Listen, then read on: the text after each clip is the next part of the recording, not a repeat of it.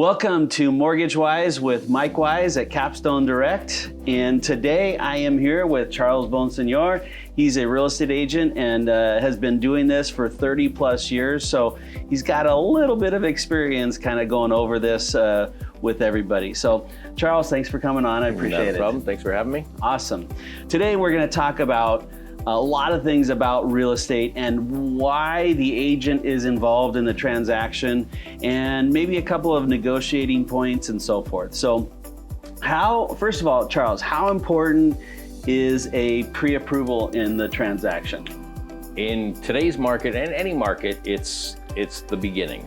It's absolutely imperative because when you write an offer, a listing agent is not going to even present the offer without the pre-approval. Okay, and in today's nutty market, they're going to put that offer off to the side. They're going to say if these guys aren't sophisticated enough, or they're not qualified, or I don't know that they're not qualified, and they're not going through a reputable lender. Yeah, I'm not even presenting the offer. I've got too many other offers to put together and to go over with my seller. So that's the start, and then that's for presenting the offer. For us as agents, it's the same thing. We want to be able to work with somebody who obviously is pre-qualified. The listings are far and few between when we're writing an average of 6 or 7 offers to get one accepted. Yeah.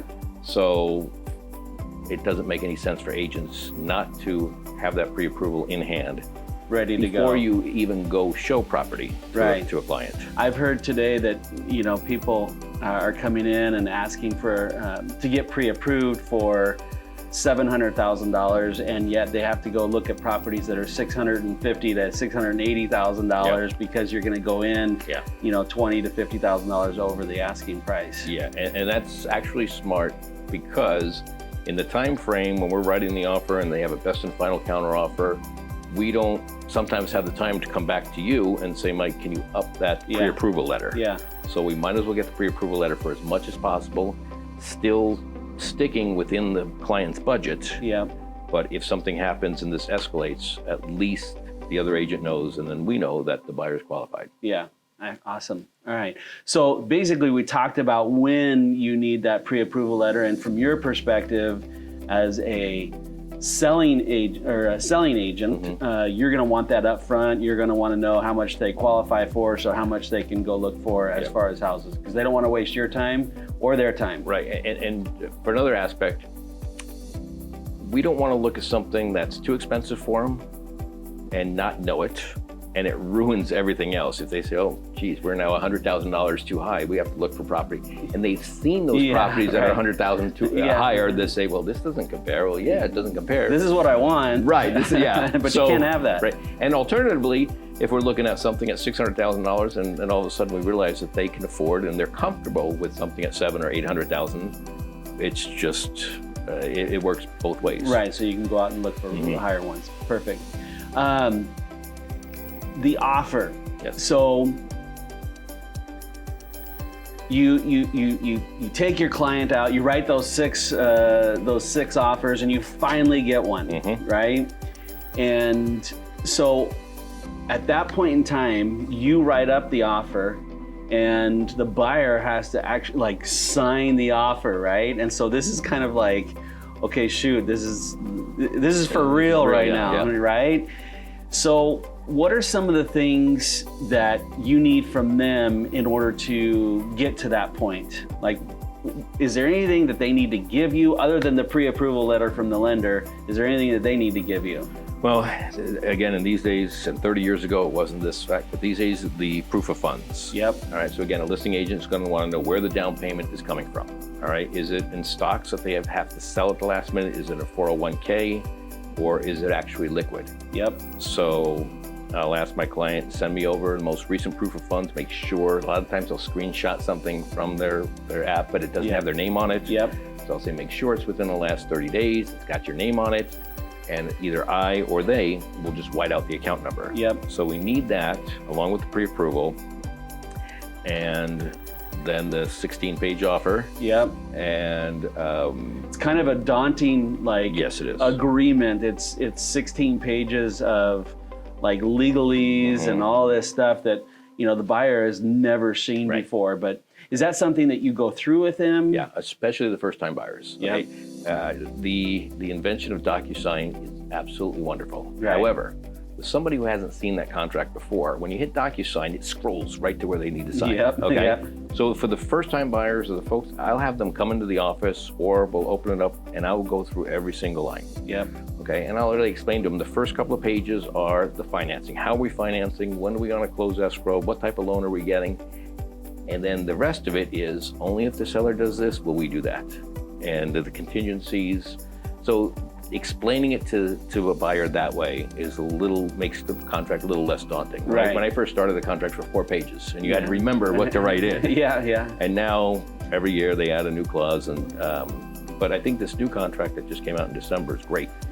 Kind of a summary page, Exactly. summary couple of pages, Yep. and then it goes into the Instead details. of having to flip through to find that, we can find all the important financing and contingency timing in the first 3 pages, and then the description and the definition of everything we flip through and find. Yeah. And one of the things that you said in there is that it's not final, that offer that you're writing up, until it's all accepted by both parties. And so there may be some negotiations that go on all throughout the whole process, but it's not final, and so it's not as scary for those buyers. Right, and we're writing an offer after seeing a property for 20 minutes. Yeah. Okay, Yeah. and so 9 times out of 10, even the sellers don't know something with the property. Yep. So that's why the contingency periods and the inspections periods are real important, because you say, oh, had I known that, you know, the asbestos is all over the place in the attic, I wouldn't have written the offer this way. Yep. So the buyers need to be aware, and you know, they generally are aware that that's why the contingency periods on the inspections are real important. And when we put these in, I tell them we're looking, especially in this market, we're looking for health and safety items. Yep. You know, the house isn't brand new. Every house has a story, jiggling the toilet handle and this and that. Right. Yeah. But we're looking for health and safety items in order to come back and go back to the other agent and the seller and say, okay, we need to adjust something, or we need a credit to get something corrected. Yeah. But in this market, it's scary when people say, I don't want to write a contingent offer with inspections. And I haven't done that yet, but I see a lot of them when listings are coming into me and they completely waive the inspection. But remember, when they're doing that, they're waiving the results of the inspection. Yeah. It's not that they're not doing an inspection. They're just saying, okay, we're gonna waive the results. Yeah. Whatever so we you can find, still we do find. the inspection and so Yes. forth. So, Yeah. so this is where Charles's 30 years of experience comes into play, and he knows what to look for, what to ask for, what to negotiate for. But before we go any further, we'll get back into the contingency periods in just a second, All right. and what they are and definitions and so forth. But when the buyer actually gets an accepted offer, he has to write a check. Right. It's called an earnest money deposit, EMD, or good faith deposit, right?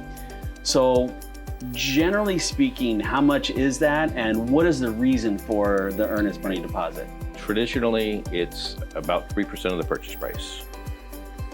And it's exactly a good faith deposit that's put in escrow, held in escrow, not passed along to the seller, but it says, I'm serious about purchasing this home. I'm going to put this deposit into escrow. That deposit will go generally toward your closing costs or down payment. Yeah. And so, but it's the more you place, the more serious it appears you are to the seller. And it's saying, okay, I'm ready to go. Let's start the process. And I've got my deposit into escrow. So you mentioned how serious you are to buy that property with the bigger earnest money deposit or good faith deposit. From the seller's perspective, we'll get into the contingencies in just a second here, but will I ever lose that earnest money deposit?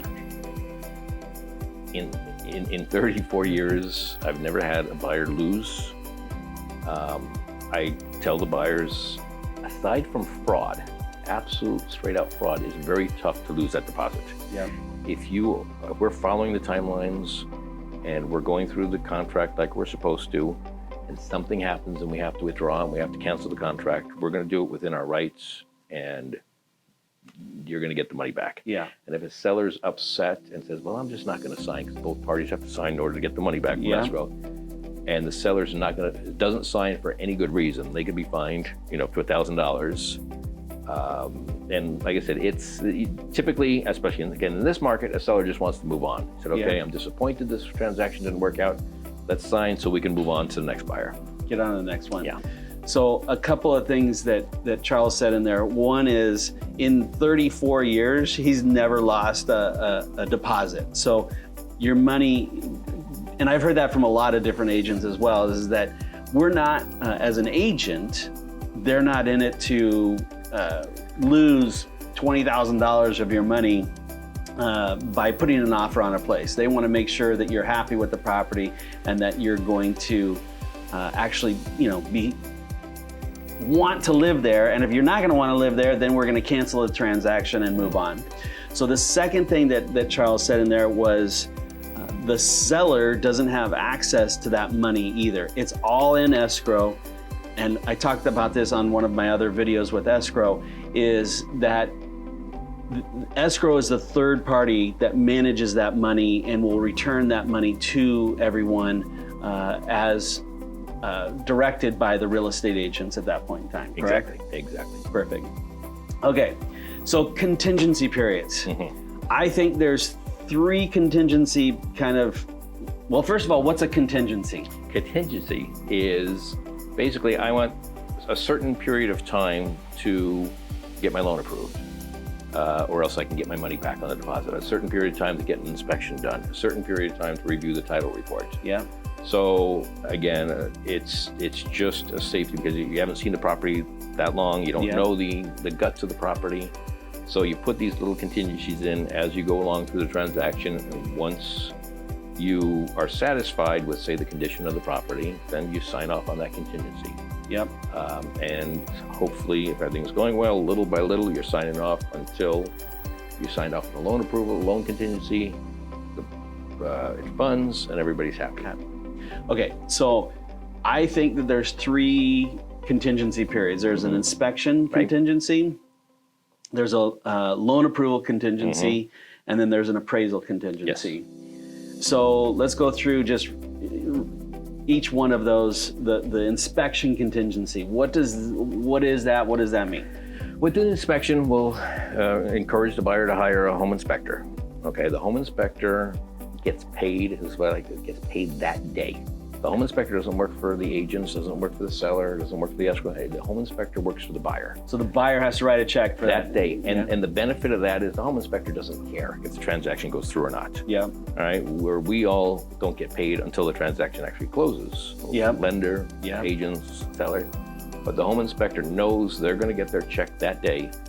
So they're going through the property and they're looking for health and safety. They're looking for code violations. They're looking for trip hazards. Right. So they're going through the property. So that's the kind of the beginning of the inspection. And that inspection may lead to 2 or 3 more inspections. They may say the chimney has cracks in it. You should probably get a professional, or the sewer line. Yeah, plumbing issues. The plumbing, yeah. So where people are writing offers right now and they're saying we'll have all of our inspections done in 7 days, that's the initial inspections.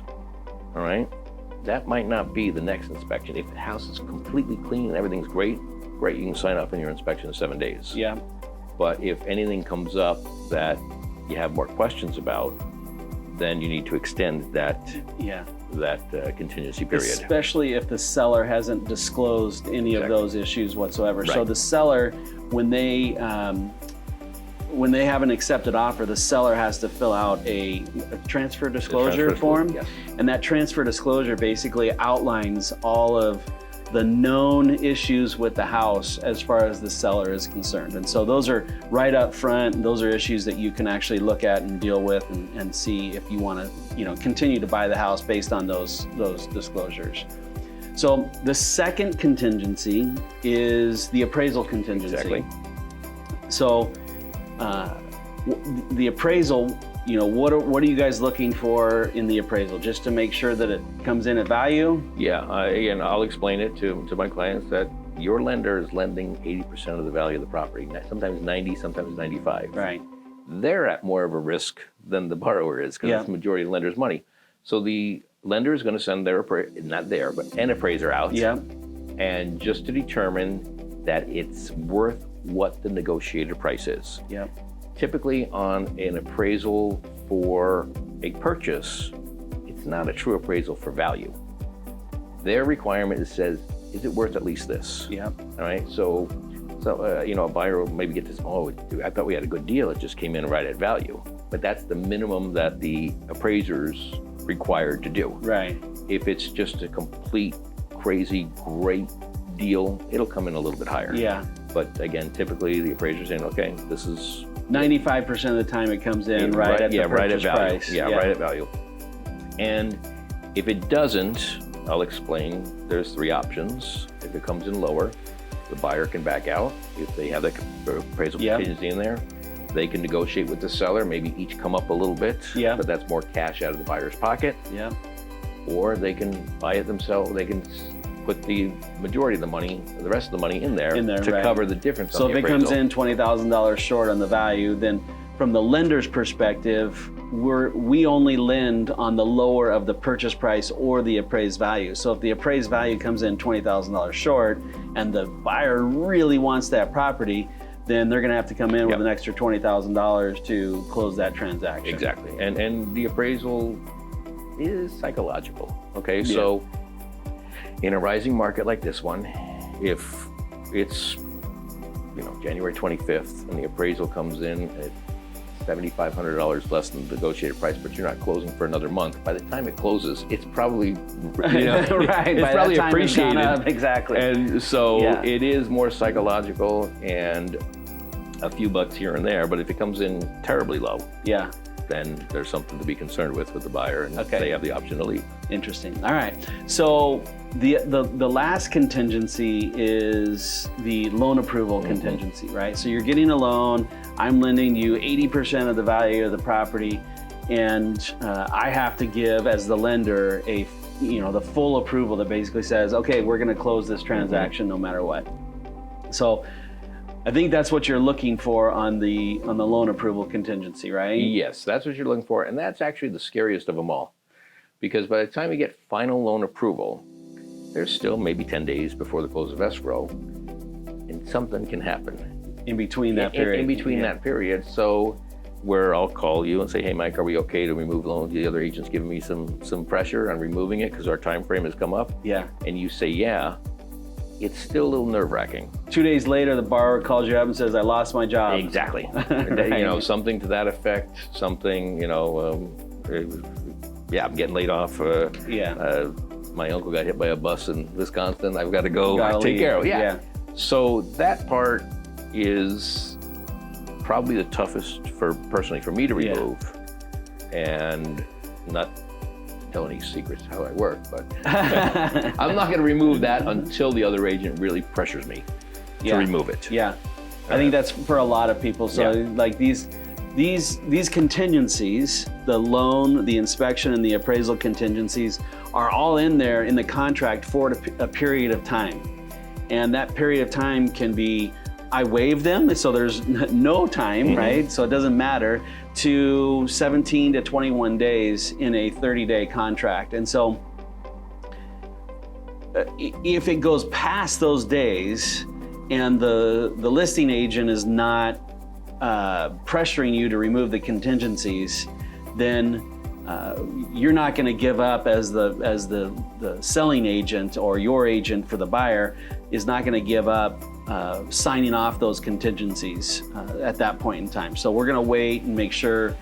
In fact, that's just 30 years of experience with Charles. Yeah, California has an active form of contingency removal, meaning you actually have to sign something. I remove this specific contingency. In Nevada, your date passes, you're done. Oh, interesting. So it's different for each state. Yeah, so it's called a passive form. So if your date passes in Nevada and you haven't said, no, I'm not going to remove this contingency, I'm objecting because of the condition of the property, you're done.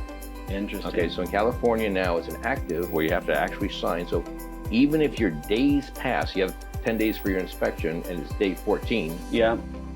And you haven't removed your contingency in writing, that contingency is still in effect. Okay. So Interesting. So it's going to be different state by state that you're going to have to look at some of these different these issues. So let's see here. So we talked about inspections. We talked about let's see here. Let's talk about negotiations. So we kind of that kind of rolls right into negotiations. So let's just, what are some negotiation things that happen?